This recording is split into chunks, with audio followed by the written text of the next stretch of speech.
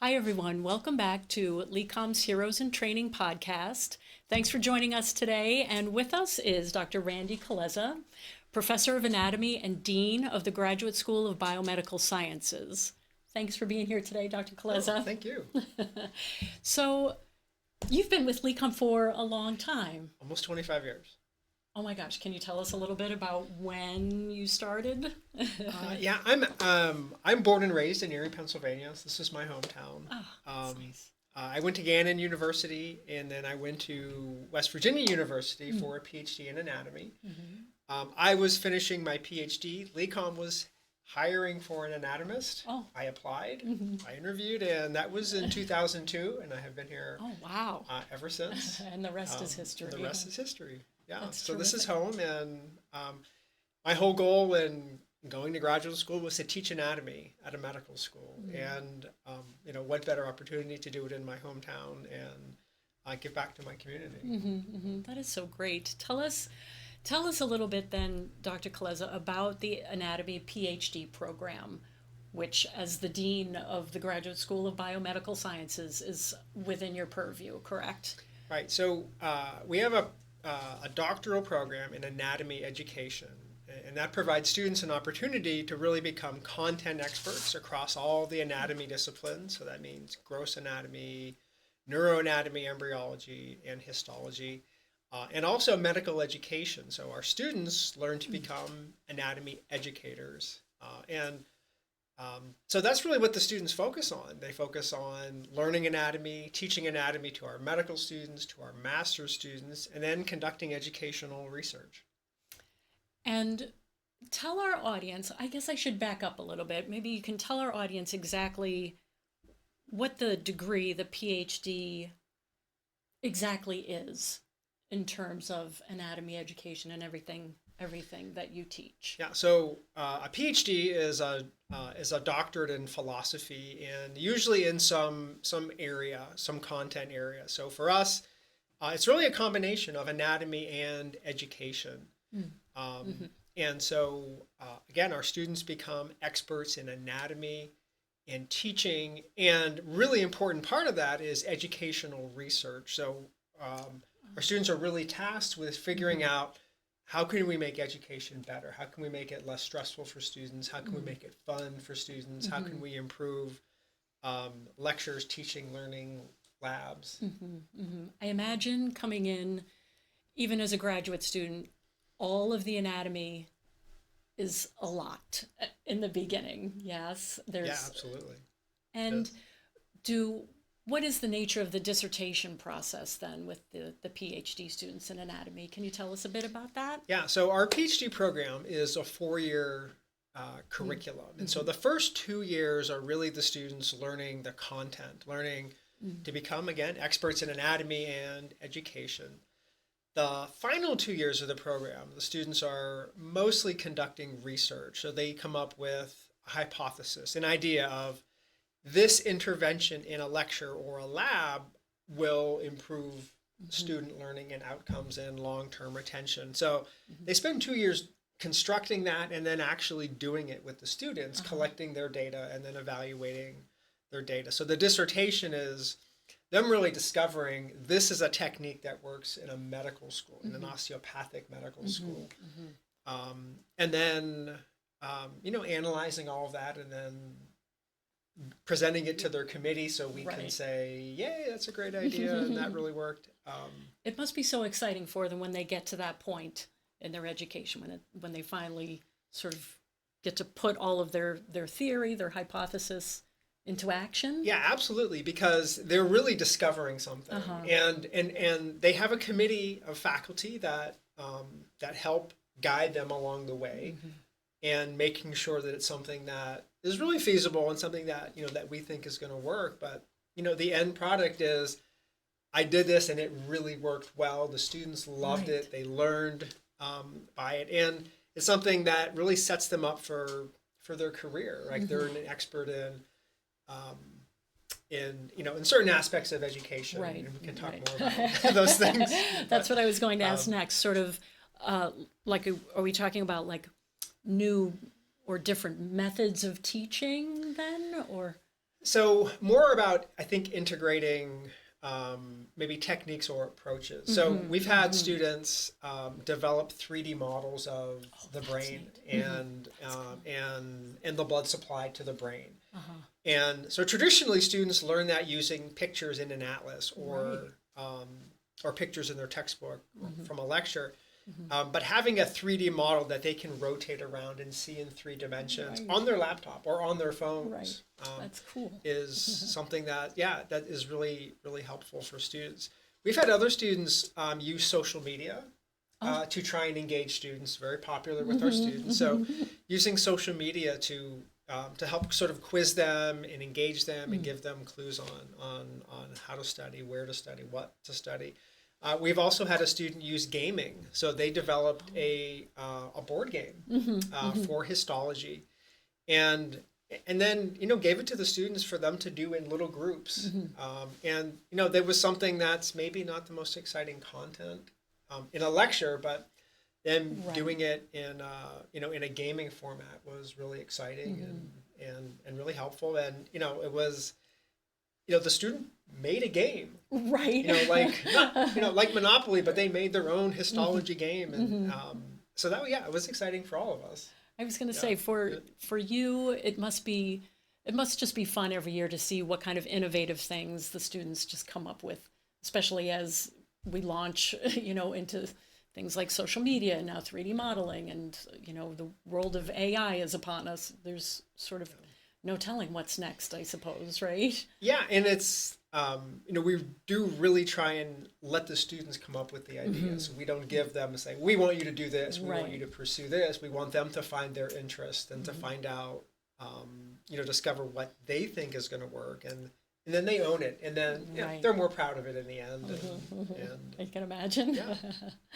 And so, what do you see? Can you tell our audience a bit about what you see our graduates do then after they've finished with you in their PhD program in anatomy? What Yes. kinds of things do they go on to do? Yeah, so the majority of our students in the anatomy PhD program are here just for the PhD, and their goal, like mine, going into graduate school, was I want to teach at a medical school. So we now have 5 graduates at medical schools. Our very first graduate is Dr. Leah LeBranch. She's an assistant professor in my department, so we're very proud of her. We have 4 other graduates who are at medical schools across the country, both osteopathic and allopathic schools. We have one student who was a dual enrolled student, and that means that she did her DO and a PhD at the same time, and she is currently a head and neck surgeon in Detroit. Oh, wow. So that was, wow. yeah. That's Yeah, I was remarkable. very proud of her. Yes, Yeah. I bet. Oh my gosh. So tell us, Dr. Kulesza, then, what kinds of things do you see are sort of in the makeup of the successful student? What kinds of traits do you see really aid them get through the process? Well, I think when we interview them, one thing that we really look for is passion. Like we want to see that I really am passionate about anatomy. I wanted to hear them say something along the lines of, I just want to learn everything. Oh, Because that's yes. how I felt. I mean, I want to see Right. a little bit of myself in them, I think. But Sure. you want to see I want to do this because I enjoy it and because I love it. And when you have that passion, it's easy to struggle, and it's easy to spend the time studying and to spend the time working hours and hours and hours on their dissertation projects or on studying. So the passion is really the biggest thing, I think. Yeah. And can you talk a little bit about maybe some of the, are there some challenges that sort of seem to come up year after year, or the kinds of things that, are always, are almost predictably going to be tough when students get to a certain part of the process, maybe, or? Yeah, I think 2 things. One is when they're during their first 2 years when they're learning anatomy, our goal is for them to be medical educators, meaning that they're going to go to a medical school and teach the students. So learning the clinical aspect of all of those things is a little hard for them, because I don't want to be a physician, but Right. you have to know the clinical application I of see. it so they can teach that. So that's a little bit difficult, I think, sometimes to get them to really buy into. The other thing is, I think the dissertation and the writing aspect of it. So once they have all of their data together, the making it their own, their own project, and being an expert not just in anatomy but in gaming or in 3D modeling, right, and knowing all the literature and research that's gone into that. Mm-hmm. That doesn't, even when I say it, it doesn't maybe sound like a lot, but that's a whole year. It sounds of massive, work. actually, when you think about all of the supporting information, everything that has to be put together, right? And tell us how what's your teaching style, or how do you approach the teaching of this class, or this program, I should say? I think the approach is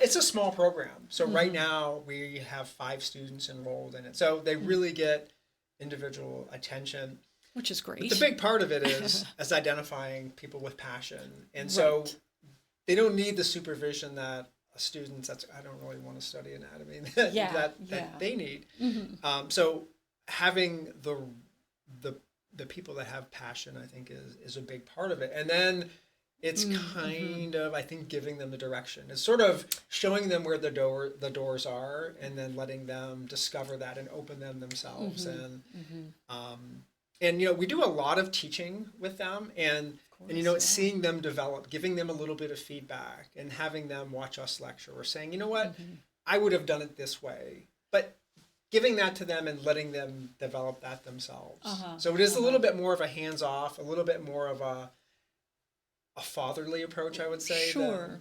Because you're a teacher making teachers, right? Yeah. Sort of creating teachers. And you want them to have their own... Feel some ownership over their you want them to have their own style. Yeah. But who could not be influenced by you, Dr. Kulesza? So now I thought I would ask you, if you don't mind, a little bit about some of the master's programs that you also oversee, specifically the Master of Medical Science degree. Can you tell us a little bit about that? Yeah, so the Master's of Medical Science degree is really, I think, a feeder program to our medical school. So it's usually students that are either transitioning in their career. We've had students that were lawyers and said, you know what, I want to be a physician. So this is a good way to sort of get them, baby steps into, into medical school. Students that maybe didn't have a really strong undergraduate record, and so this is a way for them to really take some medical school courses and demonstrate that they, that they can handle it, but also to demonstrate to them that, yes, I want to do this, that I do want to study this material, and I do want to work this hard. So it's a year-long program. It does cover many of the courses students take as medical students, so anatomy, physiology, pathology, and students that graduate the program. We know the ones that come here are excellent medical students. They are very successful because they know the curriculum, they know the faculty, they know the campus. Right. So they have sort of a solid base to go from. Really, I think one of the really most difficult things in medical school is the transition, going from whatever they were doing before to being a medical student. So students in our MMS program get a whole year of, here's what it's going to be like.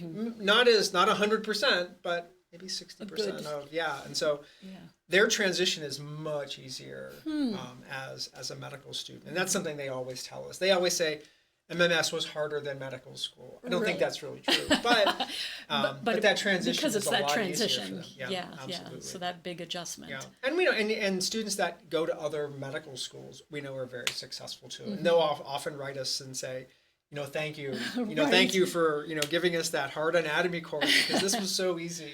I think it's really a brilliant way to sort of, like you said, someone who's coming from a completely different background or, just needs to solidify that foundation a little bit before they go forward in medical school. It's fantastic. It's a great option.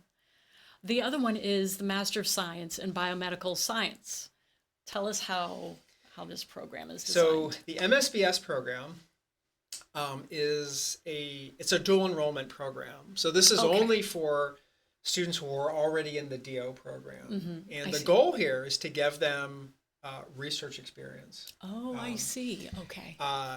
So no matter what residency students go into, they have to do research. Right. And one of the things that helps our students stand out against all the other students applying for residencies is this research experience. So this is it's a structured, it's a 2.5-year program. So students start at their second year of medical school. Oh, okay. Where they learn how to analyze, how to analyze data, how to construct a hypothesis, how to write a grant, how to write a manuscript, how to do the research. So they have research experiences that come out of it that they'll have on their application to residency. And then they have all the skills of a researcher going into that. It makes their residencies easier because they already know how to do this. I would say They so, know, right. yeah. It gives them a leg up maybe on an aspect, an area that a lot of people maybe miss out on. Well, that's what, when students always tell us, like when they're on their residency interviews, they have something that they're an expert in. Which is amazing to go in that's something with. that they've researched for 2 years. And, so they get to shine. It's something that they really get to shine on, They can during really that, during speak that about process. it and Absolutely. feel strong about Yeah. it. That's terrific. Yeah. That's amazing, actually. So this, I would say, that probably comes highly recommended then in your mind, right? That Would highly recommend it. Yeah, it goes without saying then. Well, and especially for because- students that are looking for a competitive residency. Right, right. That's, and we've had students in that program match into otolaryngology and surgery and some other really competitive residencies. So it's definitely helped them get those spots. Yeah, that's terrific. All right, well, thanks everyone for joining us today. Thank you, Dr. Kulesza. That's a lot of amazing, really great information, so we appreciate your time. We'll see you next time. Like, subscribe. Our channels are Facebook, YouTube, and Instagram. And of course, if you want more information about LECOM, you can always go to www.lecom.edu. Thanks again, everyone. We'll see you next time.